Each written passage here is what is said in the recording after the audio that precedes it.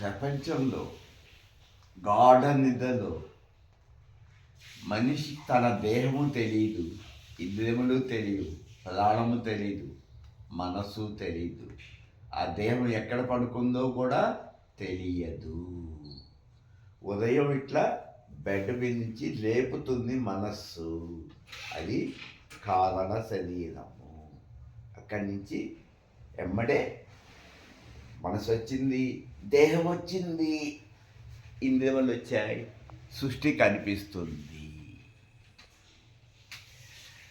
మరి గార్డెన్ నిద్రలో నీకు ఆది లేదు కదా, అంతము లేదు కదా. కాబట్టి నువ్వు గార్డెన్ నిద్రలో ఆది అంతము లేవు.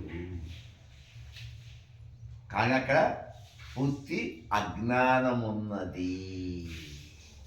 మళ్ళా నిద్ర లేచే తర్వాత కూడా మెలకులో కూడా నీ మనసు లోపల పూర్తిగా 100% అంతర్ముఖమైనప్పుడు మెలకులో కూడా నీకు ఆది అంతములు తెలియకుండా పడిపోతుంది.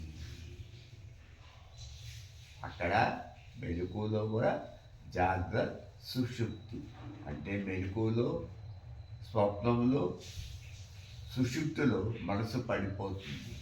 మెలకులో కూడా జాగ్రత్త, స్వప్నావస్థ, సుషుప్తి పడిపోతుంది. అది తురీయము. కాబట్టి అక్కడ అవస్థాత్రయములు లేవు. ఉదాహరణకి చిన్నపిల్లవాడికి సినిమా సత్యము, పెద్దవాళ్ళకి తెర సత్యము. అట్లాగే అజ్ఞాన దశలో సాధకుడికి ప్రపంచం సత్యం, జ్ఞాన గురువుకి ప్రపంచం అబద్ధం. మరి గార్డెన్ దగ్గరలో అందరి సత్యం ఒకటే కదా. కాబట్టి అందరూ తెరే కదా. అక్కడ విశ్వం లేదు కదా. విశ్వాతీతం, విశ్వాతీతం గగన సదృశం తత్వమస్యాది లక్ష్యం ఏకం నిత్యం విమలమచలం సర్వదీ సాక్షిభూతం భావాతీతం త్రిగుణరహితం సద్గురుం తం నమామి అజ్ఞానతిమిరాంధస్య జ్ఞానాంజనశలాకయా. అజ్ఞానం అంటే దేనికి ఆది ఉందో, దానికి అంతం ఉందో అది అజ్ఞానము. అది కర్మ తజ్జడము. దాని ద్వారా నీకు ముక్తి రాదు. కాబట్టి అజ్ఞానం పోవాలంటే జ్ఞానం తెలుసుకోవాలి. జ్ఞానం అంటే గాఢ అనంత తత్వము.